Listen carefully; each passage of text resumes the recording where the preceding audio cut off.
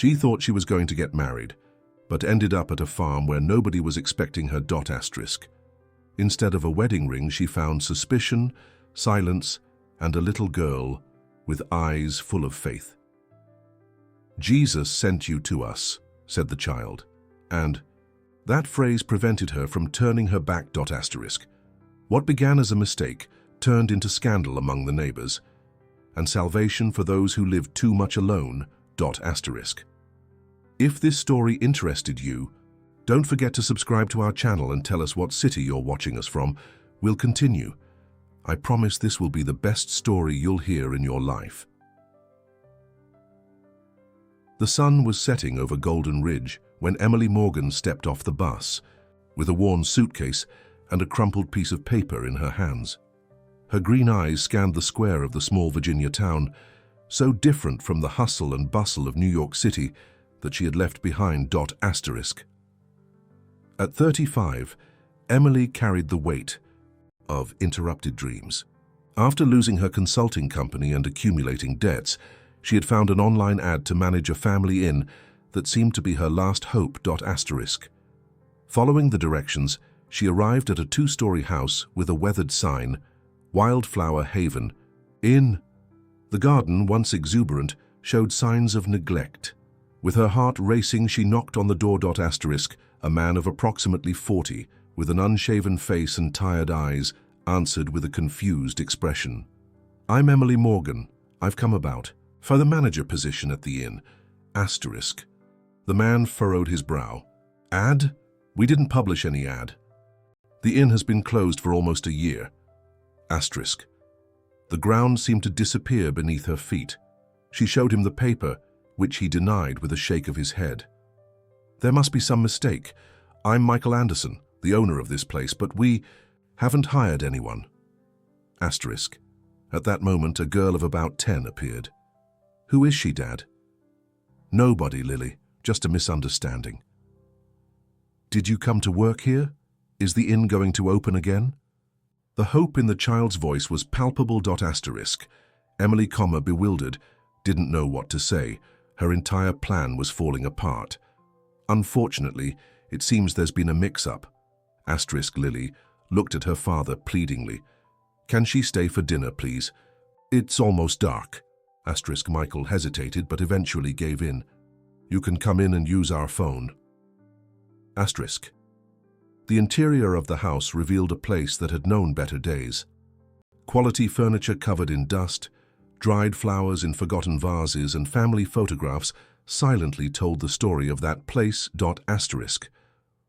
While Michael prepared coffee, Lily approached Emily. "My mom liked having visitors. She used to say that each person brings a little piece of the world into our home. Your mother sounds like she was a very special person." "She was.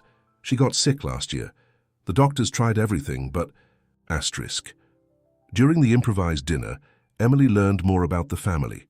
Sarah, Michael's wife and Lily's mother, had been the soul of the inn.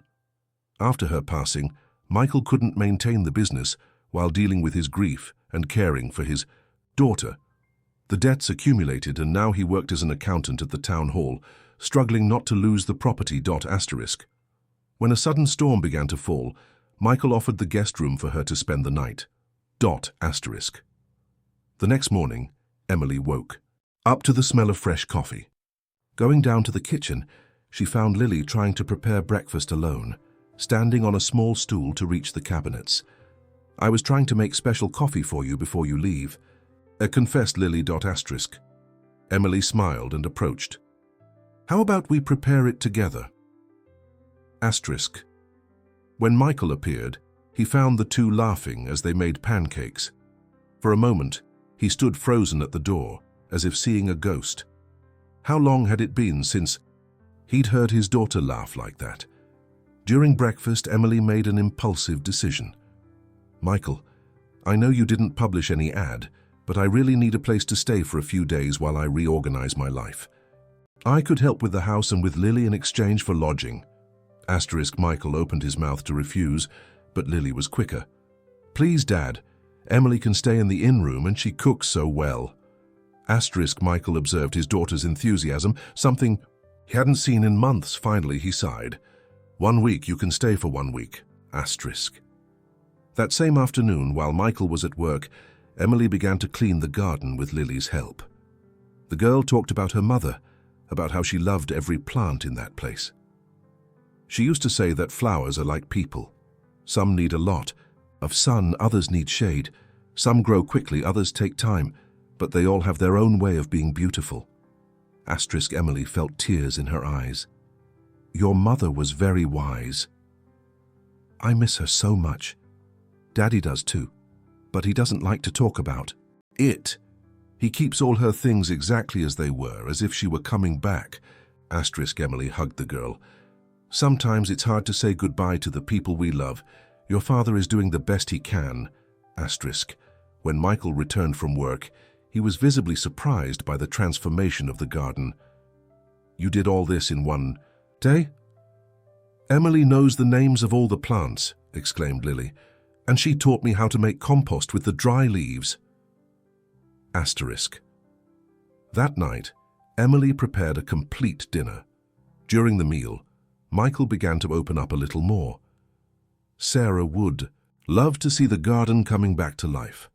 She always said that a neglected garden is like a heart that has forgotten to beat. She sounds like a person full of beautiful metaphors. She was a literature teacher. She turned everything into poetry. Asterisk. In the days that followed, a routine began to establish itself.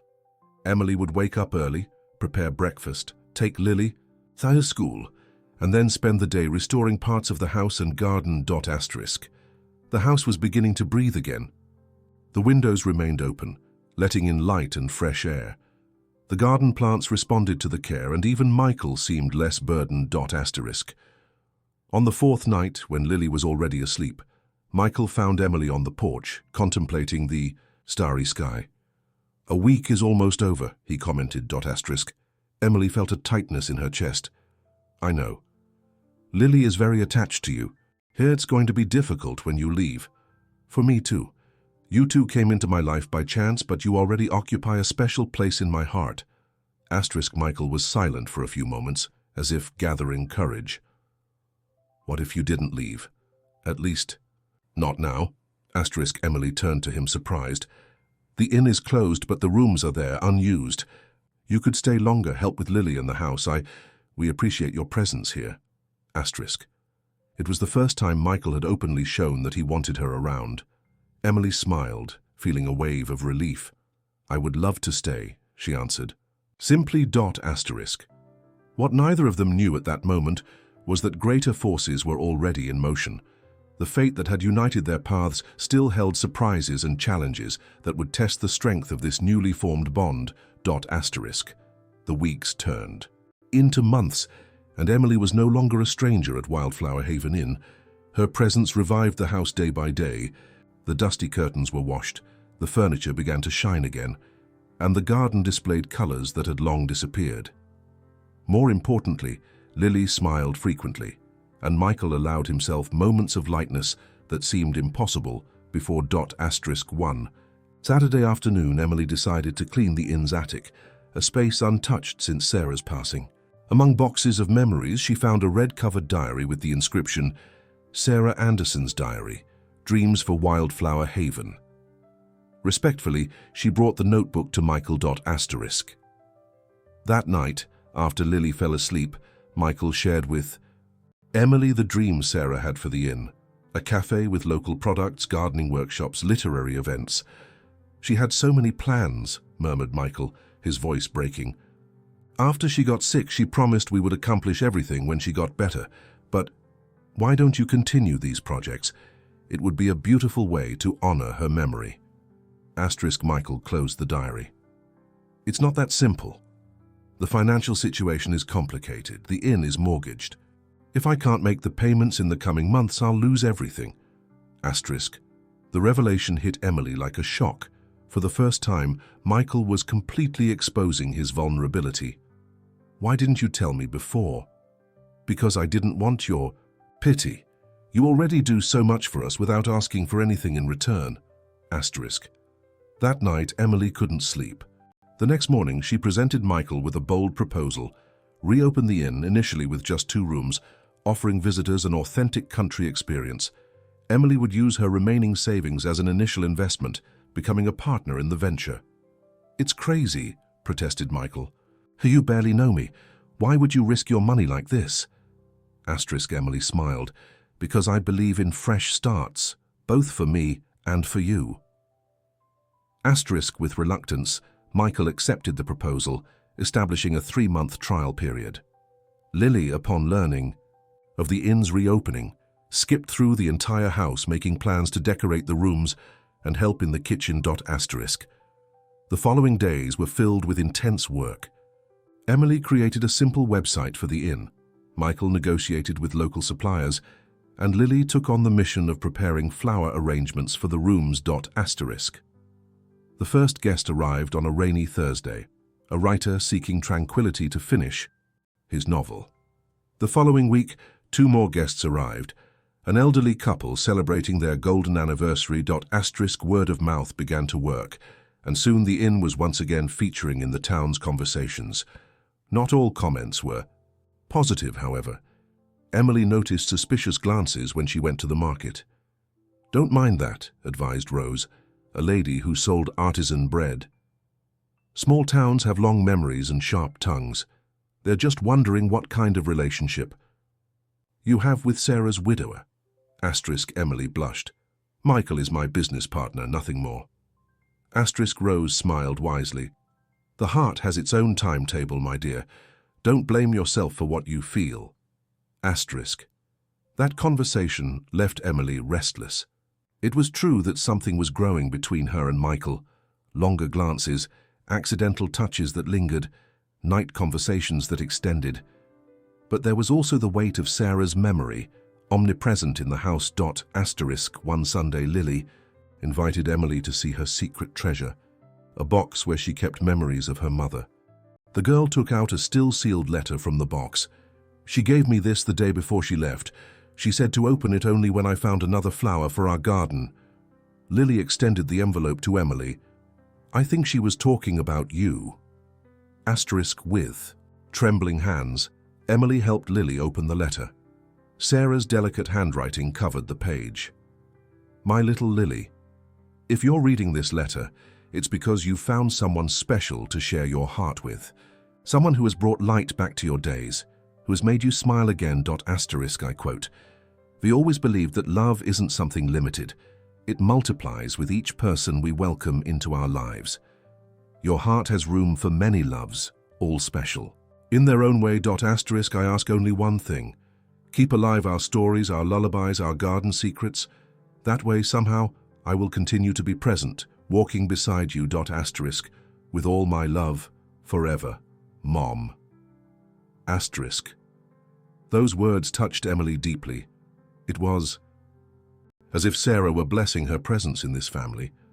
Tears were streaming down both Lily's and Emily's faces when Michael entered the room. "What happened?" Lily ran to her father. "Mom knew, Dad. She knew Emily would come." Michael, confused, read the letter that Emily handed him. When he finished, his face showed a complex mixture of emotions: pain, surprise, relief. That night, when Lily was already asleep, Michael sought Emily in the garden. "I've been feeling guilty for feeling what I'm feeling for you, as if I were betraying Sarah's memory." Emily gently touched his face. "It's not betrayal to live, Michael. Sarah knew that better than anyone." They embraced, a hug that contained promise and understanding. The moment was interrupted by the ringing of the telephone. Michael's expression changed drastically as he listened. "That was from the Oakville Hospital," he said with a trembling voice. "Amelia Fields has just been admitted after a serious accident." Emily frowned. "Who is Amelia Fields?" "Sarah's mother."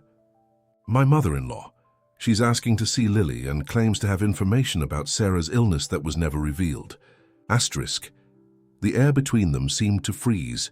What secrets could exist about the illness that had taken Sarah?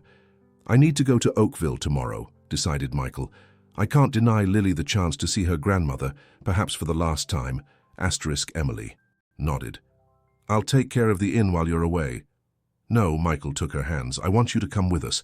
Lily will need you, and so will I. That request sealed a new phase in their relationship. While packing a small suitcase for the trip, Emily found the crumpled paper with the inn's advertisement. Looking more carefully, she noticed something she hadn't seen before. The contact email listed belonged to A. Fields, Amelia Fields. A suspicion began to form in her mind. Could it be that her arrival at that inn wasn't a mistake, but part of an elaborate plan? And if so, for what purpose? What connection could exist between her and Sarah's family? With her heart racing, Emily tucked the paper in her pocket. Some answers, she sensed, were waiting for her in Oakville, in the hospital room, where an unknown woman was agonizing, carrying secrets that could change everything. The journey to Oakville proceeded in tense silence. Michael drove with concentration, his fingers white on the steering wheel. Lily slept in the back seat, oblivious to the tension. Emily couldn't push away thoughts about the mysterious advertisement signed by A. Fields. Could it be possible that Amelia had orchestrated her arrival at the inn? At St. Vincent's Hospital, the nurse explained that only direct family members could enter the ICU where Amelia was. She's family, Lily promptly asserted, holding Emily's hand. She's my aunt. In the ICU corridor, they met a middle-aged man, with graying hair and thin-framed glasses. Anderson, he said coldly. Didn't expect to see you here. Dr. Henry, Michael replied formally. I came as soon as I heard about Amelia's accident. This must be Lily, the man continued, softening his expression. Your grandmother has been talking a lot about you. And this lady is Emily Morgan. I'm a family friend. Dr. Henry Fields, Sarah's brother and Amelia's son. Henry explained that his mother was conscious but fragile. Lily could enter first with Michael, then they would take turns. While Emily waited in the corridor, Henry studied her intensely. So, Emily Morgan, how did you meet Michael and Lily? I arrived at their inn by chance a few months ago, so I ended up staying to help. Henry smiled coldly. By chance? Interesting choice of words. Michael came out of the room, pale as a ghost. Henry, can you stay with Lily? My mother-in-law wants to talk to Emily. Alone. Michael held Emily's arm before she entered. Whatever she says, remember, Amelia has always had her own plans and hasn't always cared who she hurt along the way. In the hospital room, a fragile woman connected to various devices observed Emily with eyes identical to Lily's. Come closer, requested Amelia in a weak voice. I want to see up close the woman who's taking care of my granddaughter. Mrs. Fields, We don't have time for formalities. My condition is serious and I need to speak before it's too late. You received my advertisement. Emily showed the paper with A. Fields' email. It was you who published this. Why? Because I needed someone like you, someone with no connections, to Golden Ridge, someone competent who could see beyond appearances. I don't understand. My daughter didn't die from natural causes, Emily, declared Amelia. Her condition was induced. Are you suggesting that Sarah was poisoned? I'm stating it and I have evidence. Amelia pointed to the drawer in the table. There, a flash drive with all the tests that Henry and I collected. Sarah was being slowly poisoned with heavy metals, probably in the tea she drank every morning. Emily's head was spinning. But why are you telling me this? Because I need someone without emotional ties to the people involved, someone who can investigate without preconceptions. When I learned that a stranger had installed herself at the inn, I saw my chance. I investigated your background. I know about your engineering training, your work with data analysis. Are you accusing Michael? Amelia sighed. I'm not accusing anyone specifically, but everyone at the inn had access to that tea. What I know is that my daughter discovered something related to the inn's land, something valuable that someone didn't want to come to light. I'm not asking you to believe me now, continued Amelia, just to take the flash drive and analyze the information. The truth is there. Do this for Lily. She deserves to know what really happened to her mother. Asterisk. With trembling hands, Emily took the flash drive. At that moment, the machines began to beep, and the medical team rushed in. "Know that not everything is what it seems," whispered Amelia. "Trust only what you can verify with your own eyes." Asterisk. In the corridor, Emily found Michael, Lily, and Henry. "Tense. What happened in there?" asked Michael. "She had a sudden deterioration. We were just talking." "About what?" insisted Henry. "About Lily, mainly. She wanted to know how her granddaughter was doing." Asterisk. An hour later, they learned that Amelia had stabilized but had been put into an induced coma. Asterisk. At the hotel where they stayed, Emily could barely look at Michael. Amelia's accusations echoed in her mind. Could it be possible that the gentle man she had come to know was capable of such atrocity? Asterisk. After Lily fell asleep, Michael invited Emily to talk on the balcony. "What did Amelia really say to you?" Asterisk. Emily hesitated. "She talked about Sarah's illness, said there were suspicious circumstances." Asterisk. Michael closed his eyes. "She never accepted the diagnosis. Always looked for culprits, alternative theories, anything but the harsh reality." "And what disease was it exactly?" "A rare form of liver failure. The doctors never identified the exact cause. Sarah deteriorated so quickly that there wasn't time for deeper investigations." Asterisk. His explanation sounded sincere, but Amelia's words had planted a seed of doubt. "She mentioned something about land, something valuable related to the inn's property. Does that make any sense to you?" Asterisk. A flash of recognition passed through Michael's eyes. "Oh, that. A few months before she got sick, Sarah discovered documents suggesting the property might have historical value. She was excited about the possibility of turning part of the land into an archaeological site. She even contacted universities." "And what happened with that project?" "It died with her. I didn't have the knowledge or the energy to continue. All those documents are kept in her office, untouched." Asterisk. The mention of the untouched office lit up Emily's mind. Important clues might be there. "Michael, when we get back, I'd like to help organize Sarah's office. Maybe we could resume some of these projects. It would be a beautiful way to honor her memory." Asterisk. Michael seemed surprised. "You really care that much?" "I care about you all. About you, about Lily, and also about Sarah's legacy. You've become my family." Asterisk. Michael hugged her tightly. "What did we do to deserve you, Emily Morgan?" Asterisk. The next morning, they received news that Amelia had drastically worsened. Henry suggested they return to Golden Ridge. Asterisk. Before they left, Henry called Emily for a private conversation. "My mother talked to you about her suspicions, didn't she?" Asterisk. Emily kept her expression neutral. "Your mother was quite confused." "Don't insult my intelligence. I know my mother well enough to know she wouldn't waste her last moments on trivial conversations. And I know it was she who orchestrated your trip to Golden Ridge. Why didn't you investigate these suspicions personally?"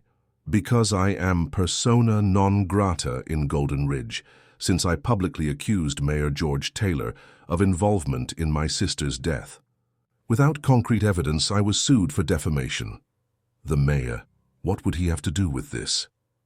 George was Michael's silent partner in the inn, a silent investor who provided the initial capital in exchange for profit sharing and certain political favors. When my sister discovered Native American artifacts on the property, she realized they were sitting on an archaeological treasure that would prevent the construction of the luxury resort the mayor was planning. Resort? Michael never mentioned any resort. Because he probably doesn't know. George is clever. The inn was just the first phase of the plan. Once the area became known for tourism, the expansion would come, and the Anderson family would be gently pushed aside. "Why are you telling me all this?" "Because my mother trusted you and I respect her judgment, but also because I want you to understand the real danger. It's not just about justice for Sarah, it's about protecting Lily, and yes, even Michael, who may be both victim and accomplice. What do you suggest I do?" "Exactly what my mother asked. Investigate. Use your skills, but be extremely cautious. Henry handed her his card. If you discover something concrete or feel in danger, call me immediately. Asterisk. On the way back to Golden Ridge, Emily observed the landscape, her mind full of questions. Bicamel drove silently, occasionally looking at her with concern. What are you thinking about? He finally asked. Asterisk. Emily forced a smile. Everything and nothing. Life is full of unexpected twists, isn't it? A few months ago, I was broke in New York, following an advertisement that didn't even exist. Now I'm here, part of your lives. I'm sorry for dragging you into our family mess. Don't be. I don't regret anything. Asterisk. And it was true. Despite the doubts, Emily couldn't imagine her life without Michael and Lily. They had become her safe harbor, and for that very reason, she was determined to discover the truth. Asterisk. Upon arriving at the inn, they found Rose waiting with a worried expression. Thank God you've arrived. The town hall sent a notification. There's an inspection scheduled for next week. Asterisk. Michael frowned, picking up the official envelope. That's strange. All our documentation is up to date. Can't there's more, continued Rose, lowering her voice. Mayor George was here asking when you would return. He said he had an urgent matter to discuss with you. Asterisk. Emily and Michael exchanged glances. Henry's words about the mayor echoed in Emily's mind. Did he say what it was about? Not exactly, but he mentioned something about an offer you couldn't refuse. Asterisk. While Michael read the notification, Emily noticed a black car parked across the street with a solitary man at the wheel. When he realized he was being observed, the driver left quickly. Asterisk. That night, Emily finally examined the contents of Amelia's flash drive. The data was disturbing. Blood and hair analyses from Sarah showed increasing levels of arsenic over several months. The medical reports described symptoms consistent with chronic poisoning. Asterisk. Even more alarming, she found a soil analysis secretly conducted by Henry. The samples from archaeological areas showed normal concentrations, while the soil from the herb garden where the tea Sarah drank came from showed elevated levels of the metal. Asterisk. Deliberate contamination. Asterisk. The last folder contained correspondence between Sarah and an archaeology professor, discussing the discovery of significant Native American artifacts on the inn's property. The last message sent by Sarah, just 3 days before she was hospitalized, said, I need to talk urgently about the documents I found in the municipal archive.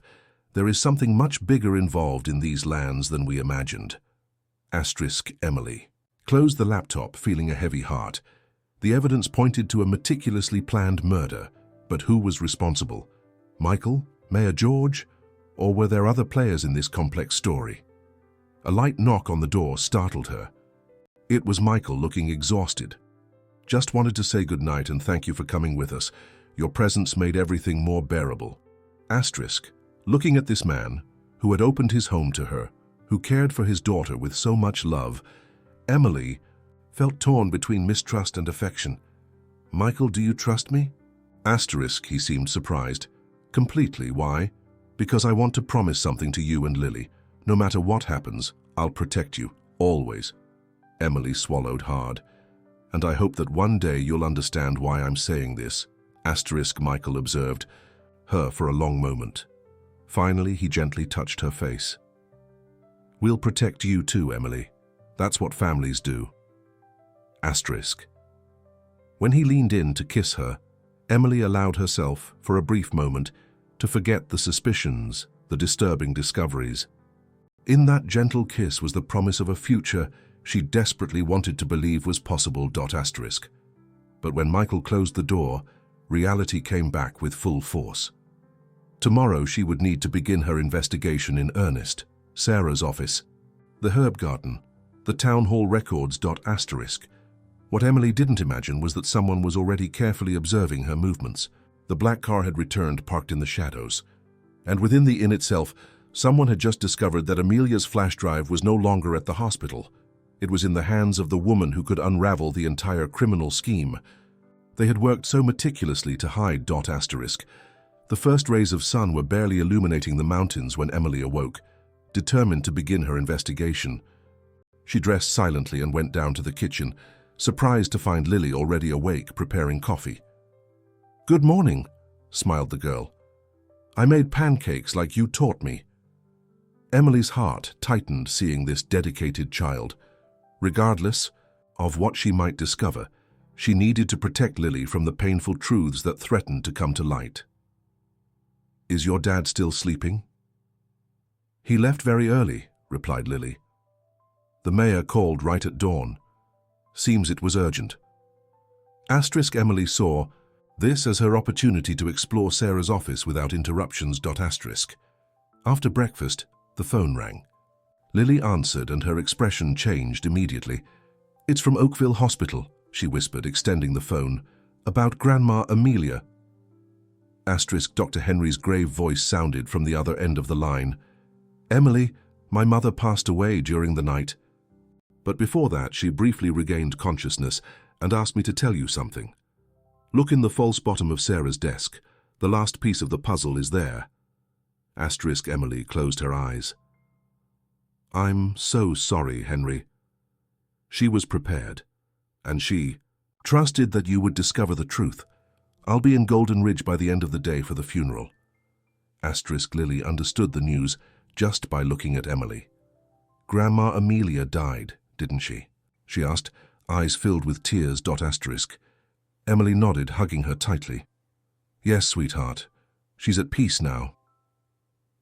Lily wanted to stay in her room, drawing something for the funeral. Emily saw this as her chance and headed to Sarah's office, a room that had remained practically untouched. The room had a solemn air. Carefully organized books, a wooden desk by the window, pictures on the walls. On the desk, a photograph of Sarah embracing Lily and Michael. Emily began her search. The desk had several drawers, all filled with methodically organized documents. Nothing immediately suspicious. Remembering Henry's words, she examined the piece more carefully, gently tapping on the wood until she noticed a subtle difference in the sound. She pressed the edges, and with a click, a secret compartment was revealed. Inside was a small red-covered diary and a sealed envelope addressed to Michael. With trembling hands, Emily opened the diary first. The initial pages detailed Sarah's excitement about the archaeological discoveries on the inn's property, fragments of Native American pottery, arrowheads, evidence of an ancient settlement. Sarah wrote about lands traditionally occupied by indigenous peoples that had been irregularly transferred to private owners in the 19th century. As she advanced through the diary, Emily found increasingly concerning records. Sarah had begun to notice strange symptoms: fatigue, abdominal pains, numbness. Initially, she attributed them to stress, but soon she suspected that something more serious was happening. The final entries were particularly disturbing. Sarah had written about a tense meeting with Mayor George, who had offered to buy the inn for a value well above market price. When she refused, mentioning the archaeological discoveries, the mayor changed his tone, making veiled insinuations. In the second-to-last entry, Sarah mentioned having confronted someone close who was involved with the mayor. The person denied everything, but Sarah had written, "I no longer believe in words. The evidence is too clear. How could I have been so blind? How could I have trusted so much?" The last page contained only one sentence. "If anything happens to me, the truth is in the test results I secretly sent to Henry. The tea is contaminated. It's not a coincidence." Emily felt a chill. Sarah had suspected her own poisoning and had tried to leave clues. But who was the close person she had confronted? The envelope addressed to Michael might contain the answer. Emily knew she shouldn't open it. It was private correspondence. She decided she wouldn't compromise her principles. However, as she replaced the diary in the compartment, a small piece of paper slid out, a handwritten note. Rose knows. Trust her. Don't trust G. G, George, the mayor, or someone else? Emily tucked the note in her pocket and replaced the diary, leaving the sealed envelope for Michael. She needed to talk to Rose urgently. As she left the office, she nearly collided with Michael, who had just returned. Emily, what were you doing in Sarah's office? I was looking for documents about the archaeological projects. Lily told me about Amelia. I'm so sorry. Asterisk. Michael nodded slowly. Henry called. The funeral will be tomorrow. We'll need to return to Oakville. How was the meeting with the mayor? Surprising, he offered to buy the inn for an absurdly high price, said a big resort wants to develop the area. And what did you answer? That? I needed to think. It's a tempting offer, Emily. It would solve all our financial problems, but this house is the last place where we live together as a family. What do you think? Asked Michael. Your opinion is important to me. I think we shouldn't make hasty decisions, especially now, with Amelia's funeral. Asterisk. When Michael went upstairs to see Lily, Emily called Rose. The elderly woman agreed to meet her in the central square. Asterisk. Rose was sitting on a bench, feeding birds. As she approached, Emily noticed that the older woman seemed nervous, constantly looking around. Took you long enough to seek me out, said Rose. I've been waiting since you arrived at the inn. You knew who I was? Not exactly, but Sarah told me before she left that someone would come, someone who wouldn't have connections to Golden Ridge, someone who could see the truth. Sarah knew she was being poisoned. She suspected. In the end, she was certain. Rose looked around before continuing in a low voice. I was the one who sent the tea samples to Henry for analysis. Not even Michael knew. Michael is a good man, but naive.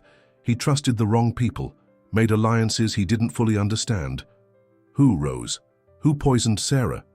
Gabriel Taylor, the mayor's son and administrative manager of the inn. Asterisk. The revelation hit Emily like a shock. Gabriel. Gee, she had never heard that name before. But he doesn't work there anymore. He left right after Sarah's death. Everyone thought it was natural. After all, the inn was closing. But the truth is that he had fulfilled his part in his father's plan. Asterisk. Rose then revealed the whole story. Gabriel had been placed at the inn as a condition of the mayor's initial investment. His real function was to ensure that the Andersons never discovered the true value of the land. When Sarah found the artifacts and began researching, she became a threat. Did the mayor order the poisoning? Not directly. Gabriel acted on his own initiative, wanting to impress his father. He began contaminating the herbal tea that only Sarah drank. And Michael, does he know any of this? Michael only knows that Gabriel was the mayor's son and helped with the administration. He never suspected anything more sinister. Sarah protected him from the truth until the end. Why? Why not tell her husband? Because she discovered that Michael unknowingly had signed documents giving the mayor development rights over the property. He was deceived, but technically, he was an accomplice. What should we do? Asked Emily. Sarah left evidence. Documents, recordings of conversations with Gabriel. Everything is stored in a safe deposit box at the bank, in a box that can only be opened with Lily's fingerprints, and a code that only Henry knows. Asterisk. As she walked back to the inn, Emily felt simultaneously determined and terrified. Turning the corner, she noticed the same black car she had seen earlier, now parked near the inn. A man she had never seen before was animatedly talking with Michael at the entrance. Asterisk. Gabriel Taylor had returned to Golden Ridge. Asterisk. Emily slowed her pace, observing the interaction. The man handed an envelope to Michael and returned to the car. Before entering the vehicle, his eyes met Emily's. A cold smile formed on his lips before he nodded and drove away. Asterisk. He knew who she was, and he suspected what she knew. Asterisk. Upon entering the inn, she found Michael in the living room examining documents. Who was that man? Asked Emily. Gabriel, the mayor's son. He worked with us for a while. He brought the draft of the inn's sale contract. George wants our answer tomorrow, right after the funeral. Asterisk. Emily felt a chill down her spine. That quickly? Apparently, the investors have a deadline to close the deal. Michael looked at her with hesitation. Emily, I'd like you to consider coming with us when we leave here. You, me, and Lily. We could start a new life together. Asterisk. The proposal, which under other circumstances would have filled her heart with joy, now sounded like a cruel ultimatum from fate. "Michael, before making any decision, there's something you need to see." Asterisk. She led him back to Sarah's office and showed him the secret compartment in the desk. Michael seemed genuinely surprised. "I never knew about this." Asterisk. Emily handed him the sealed envelope with his name. "This is for you. I believe these are her last words." Asterisk. With trembling hands, Michael opened the envelope. Inside was a multi-page letter and a small golden key. As he read, his face lost its color. "It can't be," he whispered. "Gabriel. All this time, and I never suspected." Asterisk. Emily placed her hand on his shoulder, offering silent support. She knew she was being poisoned. She gathered evidence against Gabriel and the mayor. "This key is to a safe deposit box at the bank." His voice broke. "How could I have been so blind? How could I have trusted those people?" "You didn't know, Michael. Don't blame yourself. I signed documents without reading them completely. I trusted when the mayor said it was just a formality for the initial loan. And now they've come back to eliminate the last evidence, buying the property to completely destroy it." Asterisk. A noise from the hallway startled them. Lily was standing at the door, eyes wide with fear. "Who wants to hurt our home?" Asterisk. Michael immediately put away the letter, forcing a smile. "Nobody's going to hurt our home, sweetheart. Emily and I were just talking about boring adult business." Asterisk. The next morning, they left for Oakville. In the car, when Lily fell asleep, Michael could finally speak openly. "After the funeral, we'll go straight to the bank with Henry. We need to access that safe deposit box before it's too late." Asterisk. Emily nodded. "Gabriel knew who I was, Michael. The way he looked at me, he suspects we're investigating. That's why we need to act quickly. Once we have the evidence, we'll go directly to the state police." Asterisk. At the bank, the process of opening the safe deposit box was tense. The security box could only be accessed with Lily's fingerprint, a detail Sarah had carefully planned. "Why do they need my fingerprint?" asked Lily, confused. "Your mother left something important for you," Henry explained gently. "Something only you can help recover." Asterisk. Inside the safe deposit box, they found a flash drive, documents detailing suspicious transactions from the mayor's office, toxicological analyses, and most incriminating of all, recordings where Gabriel openly discussed with an accomplice how he was solving the Sarah problem. Asterisk. Henry examined the materials. "This is more than enough for a full criminal investigation." Asterisk. As they left the bank, Emily noticed Gabriel at the wheel of a car watching them closely. "He followed us," she whispered to Michael. Asterisk. Michael instinctively protected Lily. "Henry, take the evidence right now. Emily and I will take Lily to a safe place." Asterisk. The events of the following hours unfolded rapidly. Gabriel was arrested that same afternoon, trying to flee town. Mayor George, upon learning of his son's arrest, tried to destroy evidence, being caught by federal agents.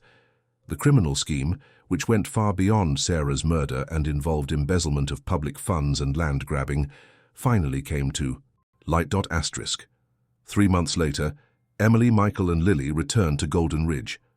Wildflower Haven Inn, now legally protected as part of an archaeological site, was beginning a new phase. Asterisk.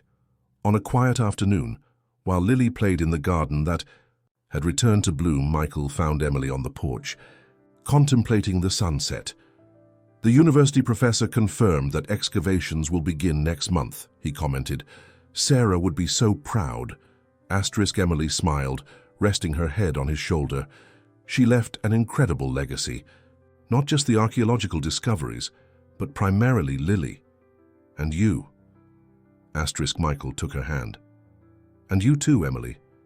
Without you, the truth would never have come to light." "Sometimes I wonder if it was really a coincidence," confessed Emily. "The fake advertisement, my arrival here just when you needed someone. Sarah used to say that there are no coincidences, only encounters we don't yet understand," smiled Michael. "Like guardian angels," added Lily, who had approached silently and now nestled between them. Asterisk. Emily hugged the girl, feeling a wave of love and gratitude. Her life had changed completely since that afternoon when she arrived lost at Wildflower Haven Inn. What had begun as a mistake had transformed into the truest of stories. "Emily," called Lily with seriousness, "will you stay with us forever?" Michael looked at her expectantly, the same silent question in his eyes. "Forever," confirmed Emily, knowing she had finally found her home, not in a place, but in the people who were now her family. That night, as the inn rested under the starry mantle, a gentle breeze ran through the garden.